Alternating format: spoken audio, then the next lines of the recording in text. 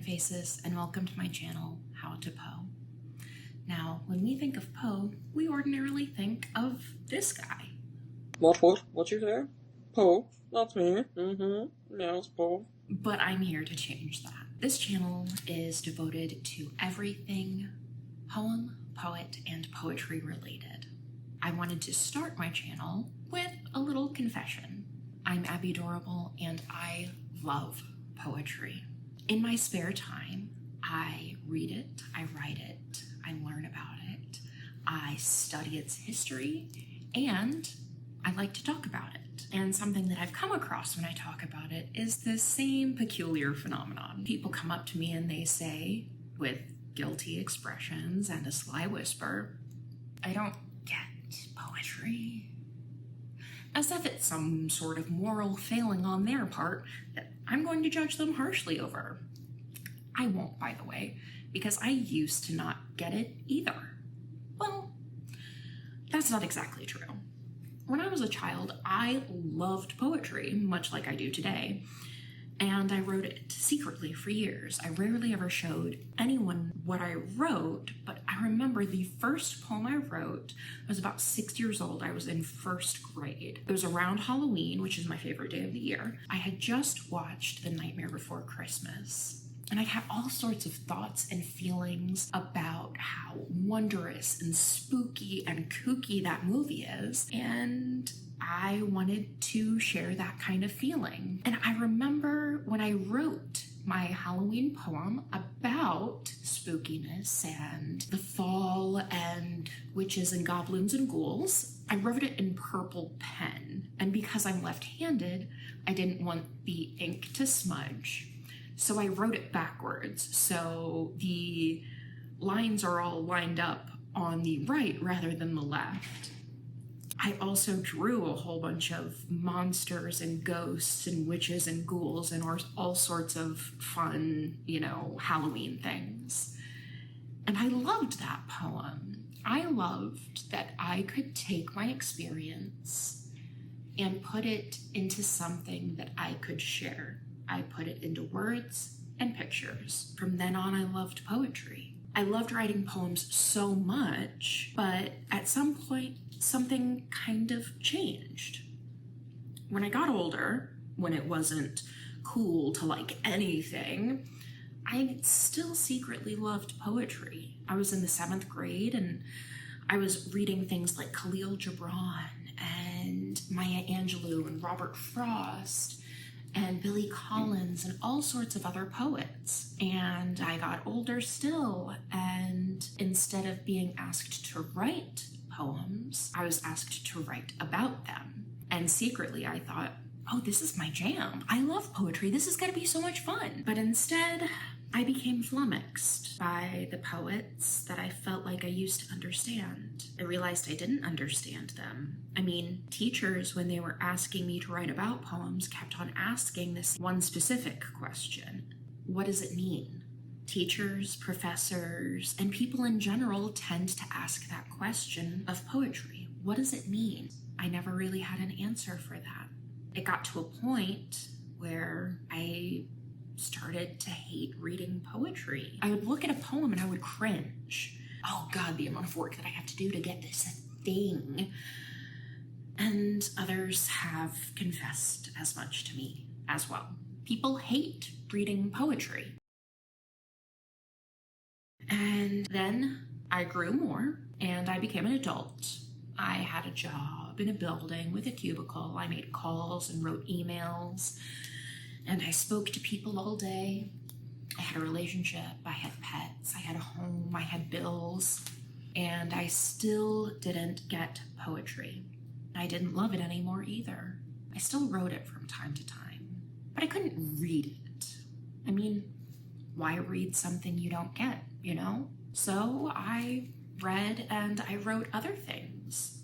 Eventually, I even self-published a few books under a super secret pen name, but I would still jot down words and lines and fragments that wanted to be poems, but I just didn't have the courage or the heart to pursue them.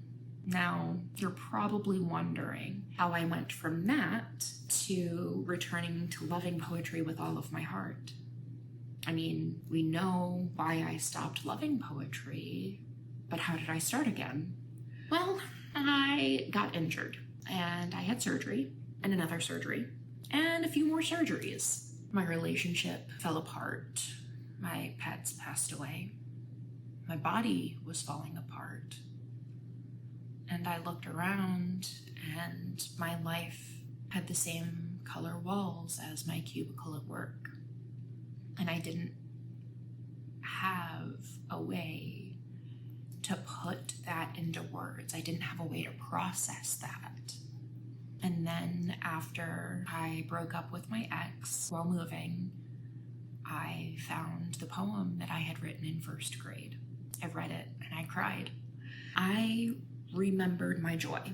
I remembered writing poems, drawing pictures, and reading poems and having the joy of experiencing the world for the first time. And I remembered that I would climb under the covers at night with a flashlight and I would write poems and I wouldn't share them with anyone. They were just for me and the moon. And I would squirrel away bits of paper on which I wrote my poems and drew my pictures.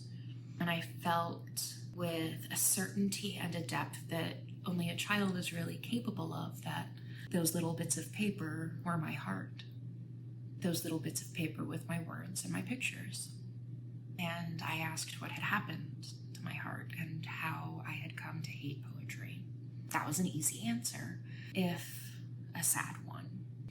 I thought back on all of the teachers who asked, what does it mean? As though there was this one true answer, as though something is purposefully hidden by these poets, some secret treasure that we, the public, are meant to find using the poem to find where X marks the spot so that we can pass an exam or write an essay. And it implies that I, as an amateur poet, was doing it wrong because I didn't hide secret treasures in my words other than my heart. And who would want that? But I forced myself to read poems. I still cringed, but I tried to look at them objectively. They're so small, they have so few words. So why on earth were they so difficult and burdensome to read? Then I came across one particular poem that kind of illuminated that for me. It's by Billy Collins, and it was first published in The Apple That Astonished Paris from the University of Arkansas Press, and that was published in 1996. Introduction to Poetry. I ask them to take a poem and hold it up to the light, like a color slide, or press an ear against its hive. I say, drop a mouse into a poem and watch him probe his way out, or walk inside the poem's room and feel the walls for the light switch. I want them to water ski across the surface of the poem, waving at the author's name on the shore.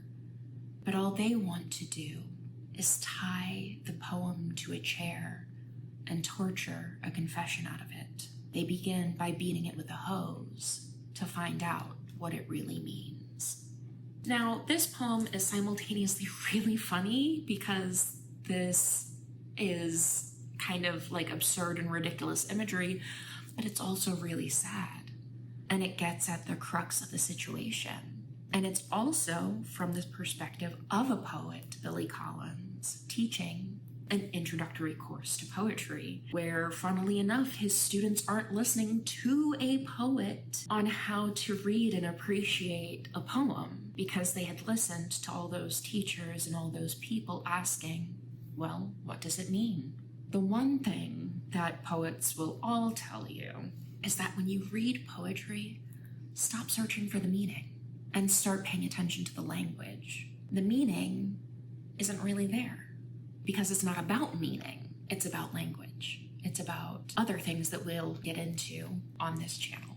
But that's what I did. I stopped looking for the meaning. And when I did that and I water skied on the surface of the poems that I read, when I became the mouse and explored the rooms when I listened to their hive, and when I held it to the light to see what hidden colors it cast. I experienced the world almost as if I was a child again. I started looking at old things in new ways, and I found my joy, my love of poetry again, and something changed. I tried writing again, regularly. I did it in secret at first, as most people do, guiltily and shamefully. And that's actually another confession a lot of people make, that they write poetry but don't tell anyone. And Stephen Fry admits to this as well in his book, The Ode Less Traveled. He talks about the shamefulness of writing poetry as though it's something to be ashamed of, but it's not. And I realized that good work doesn't come from a place of shame. So I unburdened myself of that. I refused to be so shamed, and I wrote openly and freely. And my poetry wasn't great. It wasn't bad, but it wasn't good either. I mean, I wanted to know how I could make my poetry better. So I took classes, I did online courses, I read poetry, I read essays, I attended lectures, I sent emails, I asked professors, I watched programs specifically to improve my poetry, and there was this disconnect. I felt stalled, but I still kept writing. And then I met my soulmate, my husband. We bonded over poetry, Jay and I. We would read it to one another. We'd talk about it at length. We'd trade haikus. He bought me a subscription to Poetry Magazine for my birthday. He encouraged me to buy and read craft books all about poetry. And it's funny, I threatened him on more than one occasion that I would run away with my books because they so moved me and I learned so much. And he just laughed, and he said that he'd make room in our relationship for them. And my poetry got better. We got married on Halloween, which is still my favorite day of the year. And I realized that poetry needs people. Poetry needs people reading it, writing it, talking about it, asking it questions, holding it to the light. But the poetry community is scattered across the world. It's a great community, but it's so scattered. And there are so many amazing resources, but they aren't accessible to everyone. So I thought about how we could have an accessible community where we could work together to read and talk about and produce and create and love good poetry. And I decided that I'd had enough of running to the classes, signing up for the lectures, reading the books, and all of that other stuff, and keeping it to myself. I had access to all these resources because that's where I devoted my time and my money. So theoretically, I could compile them. I could take everything that I've learned, everything that I've experienced, everything that I've written, everything that I have done, and I could create an open community for people feeling the disconnect that I was feeling, for people feeling confused about poetry, for people who love it and think that they're alone, for people who used to love it and want to love it again. And Jay and I, well, we'd move to Portugal and we'd live a simple life where I could teach people about poetry and I could write and read it with him. And thus the idea for How to Poe was born.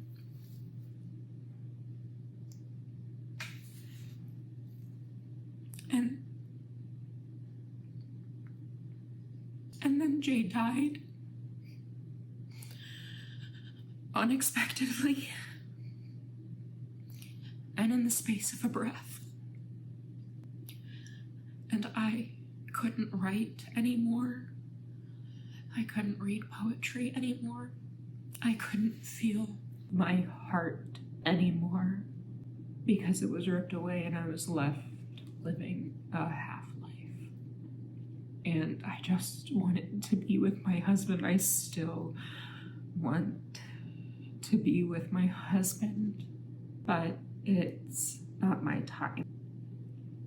So after a few very terrible months, after contemplating my end and avoiding the silence that leads to thoughts, and words and poems that I couldn't bring myself to write, I decided that I had to try again. I decided to read and write poetry again, and I decided to learn all about it again. And I found my husband's voice where my heart used to be, his encouraging words, and his love. And here I am. I love poetry more than I can ever say, and I want to share that love with the world, and I want to inspire the world to love poetry too. Today, the day that I'm filming this, is Jay's birthday, and I thought it would be a good day to film it so that I can invite you all on the journey of learning to explore poetry with curiosity rather than tying it to a chair to get a confession out of it or trying to dig around for a treasure that doesn't exist. Let's explore poetry different than the other avenues have. Let's keep poetry together instead of picking it apart, and let's hold it to the light. We're going to take it out of the classroom. We won't start with form or with meter or with rhyming. I won't ask you what it means, and I certainly won't ask you to write essays or pass an exam. And we won't start with Shakespeare or Donne or Keats or even Pound. We'll start where all poems begin, with people and with language, so that maybe you can love poetry right along with me. And if not, maybe you can finally get it. And when you write your poems, you can make them resonate deeper, even if they stay between you and the moon. So, friend faces, this is the beginning of How to Poe. And I hope that you will enjoy this journey with me. I'm going to post probably about once a week because I have physical disabilities, but if I can post more frequently, I will. The day that I'm posting this is actually my birthday, so this is a birthday present to both me and Jay. And from here, I will be posting 4 videos so that you can see the foundation of How to Poe. Now, please, if you want to support this channel, hit the like button, hit the subscribe button, and this is where we're starting. And I want to thank you for giving me a chance, for coming along this journey with me. So that's it for now. Peace out, friend faces, and remember, be kind to one another. Love and Poe.